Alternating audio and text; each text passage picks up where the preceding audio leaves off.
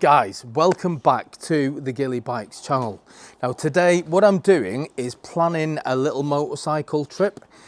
So I've decided I'm going to get my camping stuff together. I'm going to talk you through what bits I'm taking, what's essential and what's kind of a luxury. I'm going to do all that. And one thing I will say is I've got the kids today and they're not very happy because they're not coming with me. So we'll see how we get on. Hopefully I can get through filming without them making too much of a fuss. First things first, I've gone and bought myself a new tent. So I'm going to make use of the kids today. So Evelyn to bring the tent on.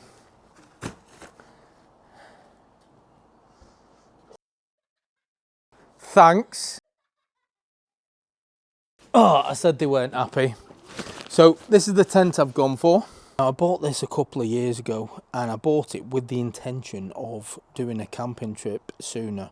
However, life kind of got turned upside down for me, so I never actually managed. Oh, look at state.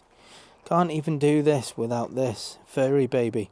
So yeah, I never actually managed to go camping. So this is brand new, albeit I've had it a couple of years. It's a 4-berth trespass tent. At the time, I paid, it was around £180 for it, I believe. Don't know if it's cheaper or more expensive now. I've had it years, so hopefully there's no issues with it because I've never had it out of the bag. Also, what I needed was a decent sleeping bag. I needed something that's going to keep me warm. It's November, so it's going to be a cold one. And I wanted something that was going to be easy. I didn't want something I had to fold. Just chuck it in one of those bags. So yeah, Stevie, bring it on.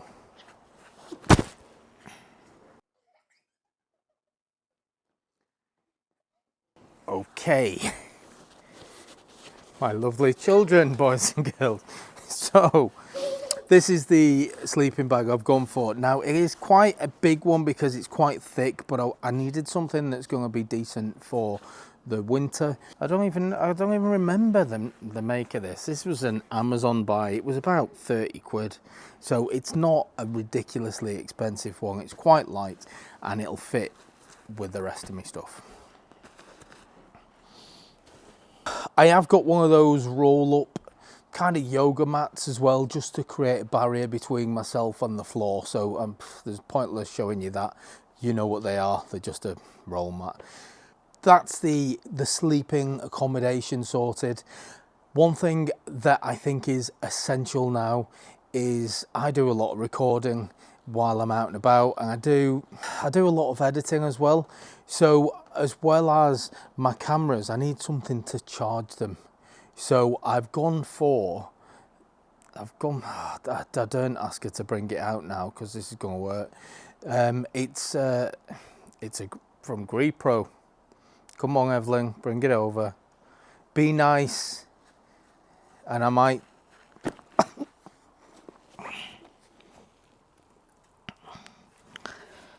At least she didn't do it lower. I'll show you exactly what this is now because this is more than just something to charge my kit up. This is what I've got from GrePro. Now, as well as being able to charge my devices, because it has got a USB port there, it also does many more things. So you can see the light on top. That is the light that's going to keep the tent nice and bright for me overnight. It also has a few party tricks, this thing, and I have used this already for several different things. As well as charging your things, keeping your tent nice and bright with lights, also has a jump starter on it. Now I've actually used this myself because I'd left one of my bikes for too long and it worked perfectly. Really easy, to be fair, as well. That goes in at the side. You've got your positive and your negative. You attach that, press the boost button, and it really is as easy as that. You twist the key then and it's going to start. It did for me when I tried it on the bike. It worked really well. Quick ride on the bike, get the battery back up, and it was fine. So it was a lifesaver. So this all comes in the pack. The other thing that for me is essential with this is it comes with its, well, it's an air compressor as well. So should you need your tyres pumping up, if you've had a puncture, or if you're like me and you're doing some off-roading and you're letting your tyres down to get a bit more grip, then this is going to pump your tyres up. Now, I have actually just had a warning when I've been out in my car saying that tyre pressures were low on this front left one. I've not used it to pump tyres up before, so perfect timing. Once it's all attached, nice and easy, switch it on and we'll see if it pumps my tyres up. It is doing. So let's see, I'll take it up to 2.2 bar, and that's what I'm curious about. I've set it. I want to see if it automatically switches off when it reaches the number I've set it to. And it has. That is really good. So you can just leave it. You don't have to just stand and watch it and wait for it to explode.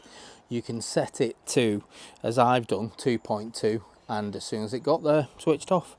That's really good. I'd say back to me in the studio, but I'm in a garden, so back to me in the garden. That's the accommodation, that's the sleeping arrangements, that is me charging my equipment, and also the security of if I've got any puncture repair kit will fix them, but obviously you need something to blow the tyres up, so that's where the GrePro is brilliant.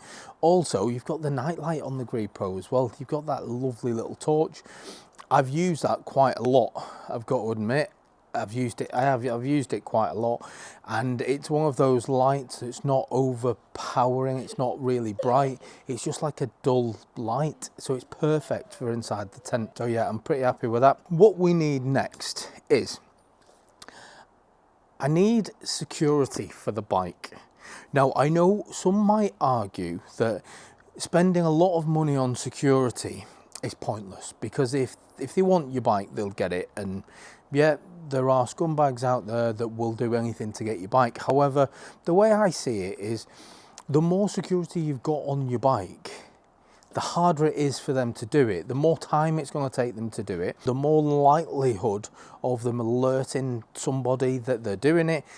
It helps prevent them from taking it in the first place. What I would say is if there's several bikes lined up and one of them has got loads of security on it, that's probably going to be the one they don't go for, because the others are easier to get. So kind of think about it that way as well. If yours is more difficult to take than the others that are around, yours is going to stay, isn't it? What I've got is a couple of locks from Oxford. Hopefully this isn't going to hurt. Stevie, bring it over. And that.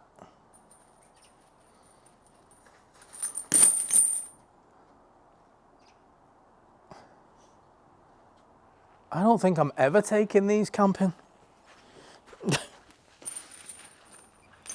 Right, first thing. So this is just a heavy duty Oxford lock. Now I got this from Into Moto. They sell a lot of these type locks.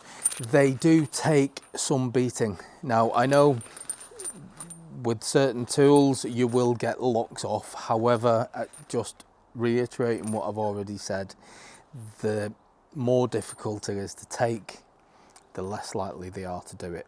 So this is my first thing, something to lock the bike onto.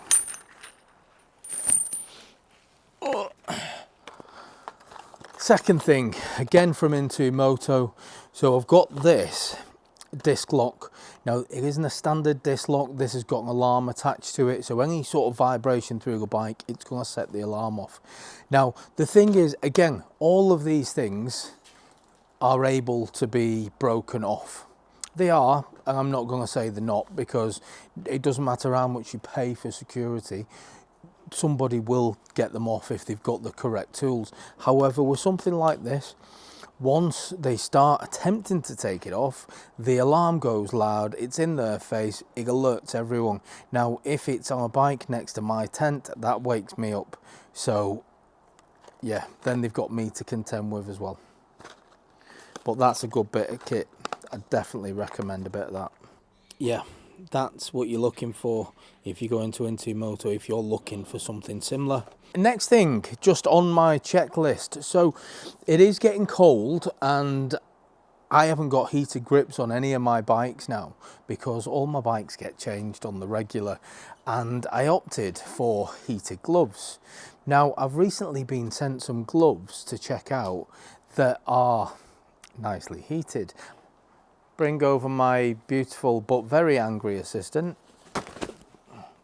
Thank you. You're grounded. Little. So I've got these gloves. Now these from Iron GS or JAS, or I'm rubbish at pronouncing stuff. I'll put details on. But these gloves are a little over, they're on the website for a little over $100. They're less than half priced compared to the ones that I got in January. So I'm going to check these out, and yeah, I'm not going to talk much about these. This will be a ride review really, because heated gloves are good if they work and they're rubbish if they don't. So I'll have to check these out, and I'll put another video out just if they're any good or not.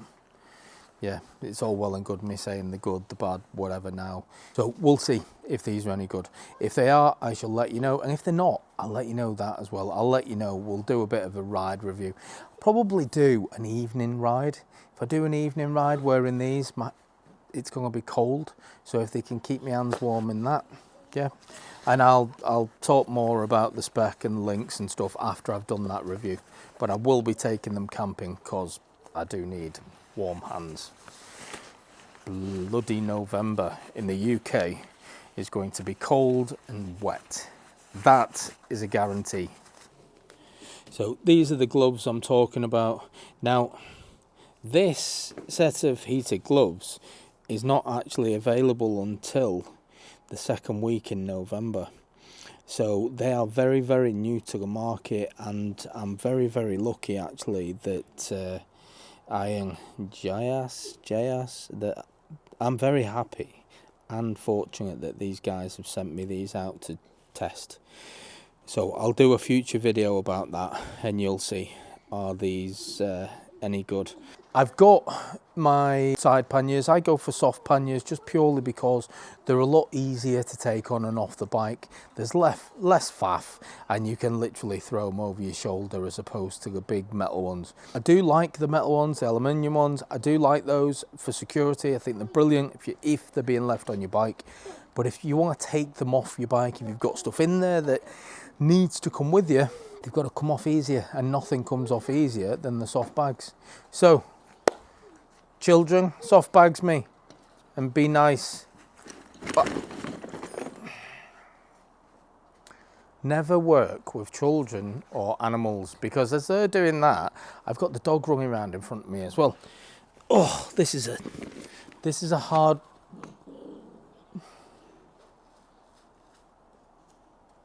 Anyway, so these bags have been with me several tours over Europe, and they're still going strong. There's no issues with them at all. Yeah, they're a bit tatty, but do you know what? I paid something like £80 for them, but that was about 5 years ago, and they're still going. So my view is, if it's not broke, you don't need to get any more. What? Save your money. Oh, we've got the builders in, a couple of houses down. Amazing. In these, I've got my essentials. The main ones really are stuff to do your chain maintenance. So I've got something to give me chain a scrub, just purely because time of year, if you're going on any campsite now, they're going to be muddy, so you want to clean your chain. A couple of things for cameras. So I've got the RAM mounts for I've got various ones of these, so they can be dotted all over the bike. That sorts my cameras out. Bit of a multi-tool, might come in handy. It's only small, so I thought I'd take that. Chain lube. And do not ever go on a motorcycle camping trip without taking some bungee cords. And the reason being is things can break. This being old, I mean, even if it's new, it could break potentially. So you've got to have these because it's the security. I usually have a couple of these on me, And yeah, it's just purely for security and nothing else, because if it does break, I don't want to be stranded. I don't want to have to bodge something. You definitely need some of these. I do have another bag as well. Let me just, I'm getting buried with stuff. I've got another bag as well, which is my roll bag. Again, it's took me on every tour. I've got a couple of these, but this one in particular has been brilliant. I've been through some horrific weather over the years doing tours, and this has always kept my stuff really, really dry. So I'm talking your spare clothes, your spare trainers, boots, gloves, whatever. I'll probably even put most of the stuff I've shown you already, I'll put that into the roll bag and it'll just keep it dry. I know it will, because it's never let me down. And I'm scared to invite the kids to bring it on. Come on.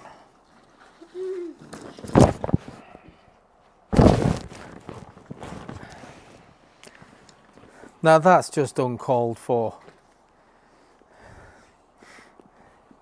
This is what happens when you plan for a nice little solo trip and the kids want to come. Tell you what, that'll have to do. This is the roll bag I've got. It's a 40-litre bag and it's been enough for me. Every tour I've been on, I've had in here clothes, trainers, shoes. I've had anything that I've bought while I've been away as well. There is a lot of room in here and it's just easy. Once you've packed your stuff, roll it up, click it in, because you've got loads of room. It's completely waterproof and it's seen some proper storms when I've been riding over Europe. To attach this to the bike, I just use rock straps, because rock straps I use oh. That's what you get for not taking us camping. Rock straps have been brilliant. If you've used them before, it's kind of like that material. There is no way that is tearing, it's not ripping. However, I've had those for a few years now as well, and while they still look perfect and they seem fine, it's why you've got the bungees with you. You've always got your backup as well. That's all the essential stuff for me. The luxury stuff, obviously the extra clothes, the spare pair of gloves, the lots of pairs of socks, they'll all go in the roll bag and that's all you need. I will be doing a camping video very, very soon without the kids, thankfully, so I shouldn't get assaulted and abused, but I'll get a camping video out shortly. And I've never put that tent up. It's that tent I bought a couple of years ago, so we're going to see how I get on, but I should imagine it's going to be an absolute nightmare. I'm going to get cold and wet, and if you want to join me for the journey, then come with me, because the kids aren't. Catch you on the next one.